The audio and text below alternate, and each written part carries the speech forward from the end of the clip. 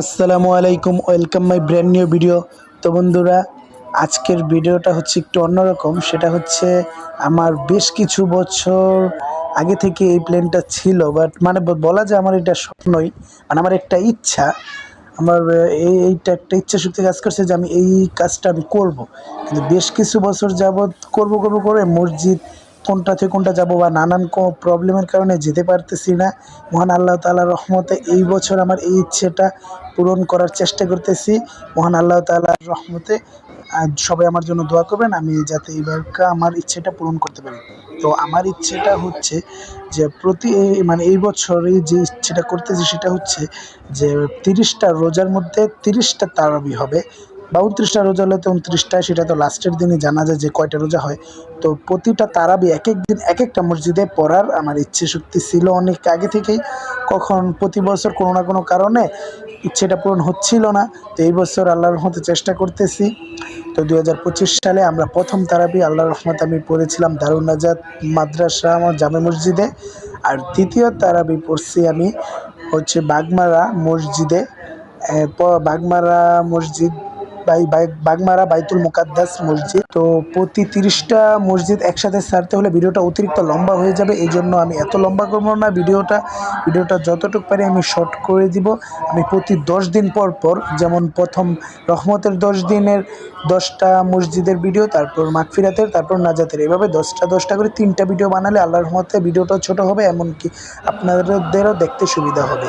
তো এই উদ্দেশ্যে আর কি আমার ভিডিওটা আর ভিডিও শুরুতেই একটা কথা বলে দিই, কিছু এখনকার যুগে আর কি একটা ভিডিওতে নিজের ভুলগুলা খুব কমই ধরে মানুষ, অপরের ভুল ধরতে এখন মানুষ ব্যস্ত থাকে বেশি।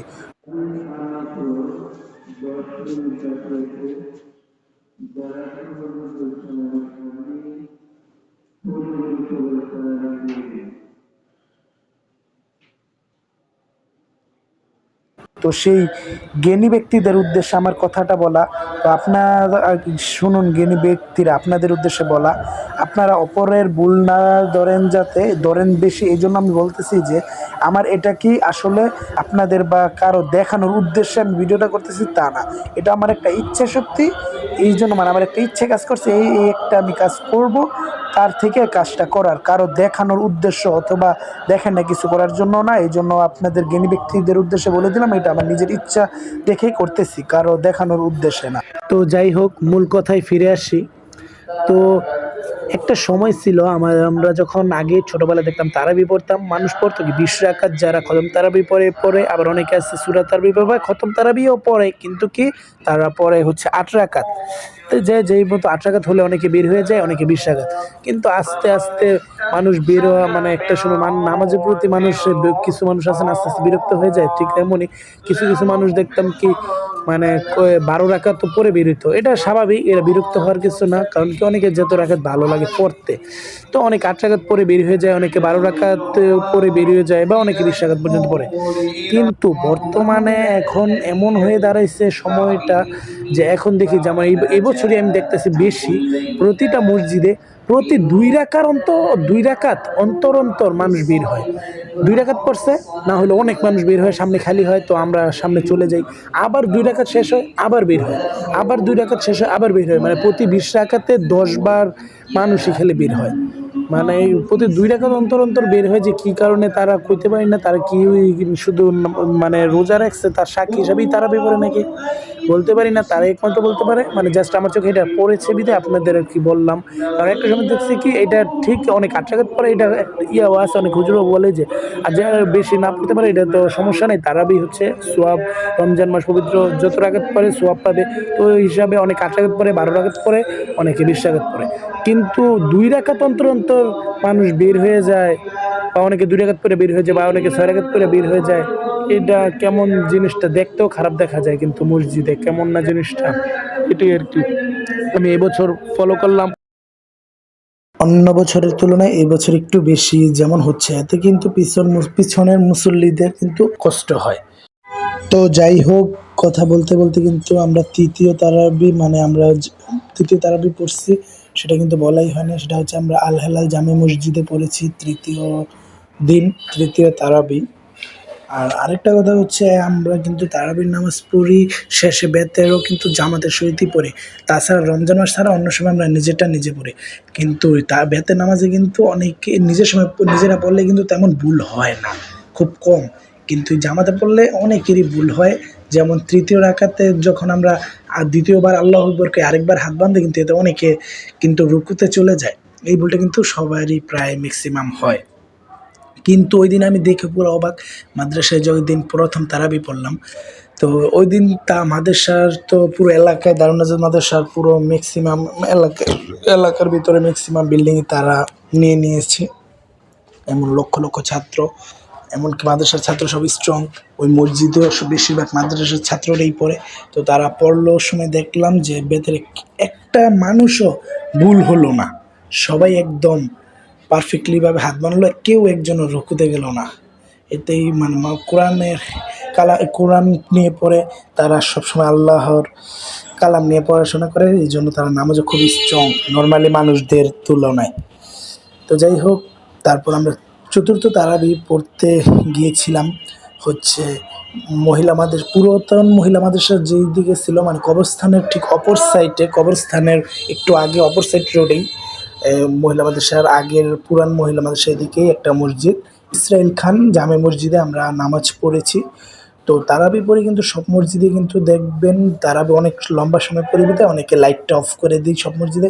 এদিকে অনেক সময় পড়তে ভালো লাগে। সব লাইট তো আর অফ করি না, পুরো রুমে 8-10টা লাইট থাকলে সব অফ করে 2টা অন করে রাখি বা একটা অন করে রাখি, এতে কি সেজদার জায়গাটা দেখা যায়, কারণ সেজদার জায়গা না দেখে কিন্তু নামাজ আর হয় না। তো এই হিসাবে এই ইসরায়েল খান মসজিদে গিয়ে তো আমি অবাক, দেখুন তারা সবুজ লাইট পাশাপাশি লাগে, সব সাদা লাইট অফ করে দিয়ে সবুজ লাইট লাগাইছে, যার কারণে ভিতর কিন্তু পুরা জান্নাতের মানে বেহেস্তের মতো যেমন একটা ফিল আসলো আর কি। অসাধারণ, মানে মানে নিজের আসল জান্নাত তো কেমন এটা তো বলা যায় না, মানে নিজে মন থেকে আর কি মনে হলো বিধে আপনাদের বললাম। এত সুন্দর বিতরণ পরিবেশটা, নামাজটা পড়তে খুবই ভালো লাগলো, দেখুন পুরো চারিদিক সবুজ, খুবই ভালো লাগলো এই ইসরায়েল খান জামে মসজিদে তারাবি চতুর্থ দিন তারাবি পড়ে। তো পঞ্চম দিন আমি তারাবি পড়তে যাওয়ার কথা ছিল আরও একটা মসজিদে, কিন্তু ওই দিন একটা ব্যস্ততার কারণে আমি এলাকার বাইরে ছিলাম বিদায় তখন আমি আর ওই দিনকার কোনো মসজিদে ভিডিও পড়তে পারি নাই। এই জন্য আর বেশ কিছু বছর যাবৎ কিন্তু আমি চেষ্টা করতেছিলাম এইটার জন্য অনেক। এই বছর যদি আল্লাহ তৌফিক দেয়, এই বছর আমি করব, পুরোটা টার্গেটটা পূরণ করার চেষ্টা করব যে 30 দিন 30টা মসজিদে। এই জন্য আমি পঞ্চম তারাবির যে মসজিদের কোনো ভিডিও নাই বিধায় আমি ষষ্ঠ তারাবির দিন একই দিন 2টা মসজিদে পড়েছি, যাতে পঞ্চম দিনের মসজিদের ভিডিওটা কভার হয়ে যায় আপনাদের জন্য। এই কারণে তো আমি পঞ্চম দিনের তারাবির এই ষষ্ঠ দিনের দিনেই পঞ্চম তারাবি আর ষষ্ঠ দিনের দুটোটা তারাবি মসজিদের দুটোটা ভিডিও ক্যাপচার করার জন্য আমি ষষ্ঠ দিন তারাবির 2টা মসজিদে নামাজ পড়েছিলাম।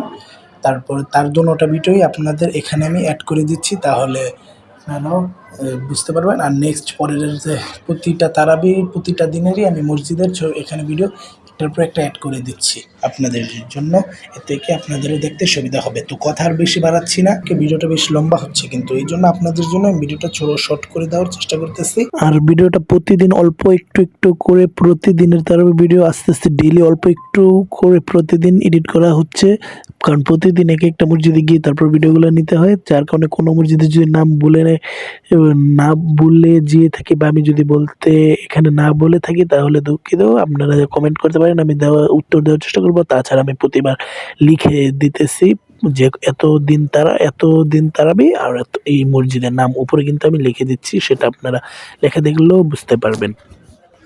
আজ ষষ্ঠ দিনের তারাবি, আর যেহেতু আমি পঞ্চম দিনের আর ষষ্ঠ দিন দিনের তারাবির মসজিদ দুটোটা আজকেই কভার করবো, যেহেতু পঞ্চম দিনের তারাবির মসজিদে কোনো ভিডিও নিতে পারিনি, এই জন্য পঞ্চম দিনের ছিল। ষষ্ঠ দিনই আমি প্রথম যে মসজিদে এসেছিলাম সেটা হচ্ছে সানাপা স্কুলের পিছনে নিমাইকেশ্বরী ব্যাংক টাউন জামে মসজিদ। তারপর এখান থেকে চলে যাব আবার আরও একটি মসজিদে।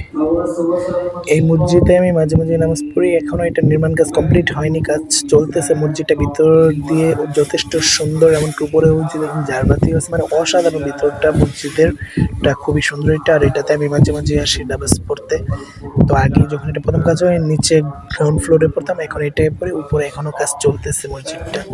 তো যাই হোক, চলুন আজকেই আরও একটি মসজিদ থেকে ঘুরে এসে একটু পরেই চলে যাব আরও একটি মসজিদে।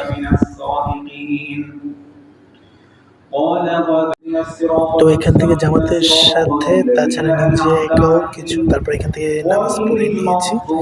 তো বাকি নেই তারাবি নামাজটা, বাকিটা আমি আরও একটি মসজিদে গিয়ে পড়বো, যেহেতু আজকে আমার 2টা মসজিদ একসাথে কভার করার কথা। তো এখন আমি চলে যাচ্ছি আরও একটি মসজিদে। এই মসজিদের মজার একটা জিনিস কি জানেন, ওই যে সিঁড়িটা দেখা যাচ্ছে এটাতে কিন্তু আসলে দোতলায় যাওয়া যায় না, সেটা অল্প একটু উপরে ওঠে সিঁড়ি দিয়ে, আর উপরে উঠলে উপরে হচ্ছে ওয়াশরুম। আর হাতের বাম সাইডে যে সিঁড়িটা দেখলেন পলিথিন দিয়ে ঢাকা, এই যে এইটা না, বাম সাইডে, তো ওই সিঁড়িটা দিয়ে গেলে যাওয়া যায় দোতলায়। কিন্তু আর প্রথম যে অজুখানার যে সিঁড়িটা, সেটা ওয়াশরুমে যাওয়ার জন্য আলাদা করে করা হয়েছে। আর এই যে এইটা হচ্ছে আরো একটি মসজিদ, হচ্ছে নিমাইকেশ্বরী বড় মসজিদ। নিমাইকেশ্বরী মসজিদে আসছে এখানে। তো এটা হচ্ছে বাইতুল সফর জামে মসজিদে নিমাইকেশ্বরী। এই মসজিদ সবাই নিমাইকেশ্বরী বড় মসজিদ বলেই চিনে। আর এই মসজিদের একটি বিশেষত্ব আছে, আর সেটা হচ্ছে এই মসজিদের নিচতলায়ও যেমন এসি, দোতলায়ও ঠিক এসি করা। দোতলায়ও কিন্তু ঠান্ডা, সেটাই যে এখনই আপনারা দেখতে পাবেন। ভিডিওটা অনেক লম্বা হয়ে যায় বিধায় কিন্তু আমি ভিডিওটা বেশ কিছু জায়গায় ভয়েস ছাড়া যেখানে, সেখানে কিন্তু আমি ভিডিওটা অনেক জায়গায় স্প্লিট করে দিচ্ছি। এইটা দেখে আবার আপনারা কিন্তু ভাইবেন না যে এই মসজিদে মনে হয় নামাজ বেশি ভালোভাবে পড়ায় না, অনেক স্পিডে পড়ে। আসলে তা কিন্তু না, আমি কিন্তু বেশ কিছু জায়গায় জায়গায় ভিডিওগুলো অতিরিক্ত স্পিড করে দিচ্ছি যাতে ভিডিওটা ছোট হয়।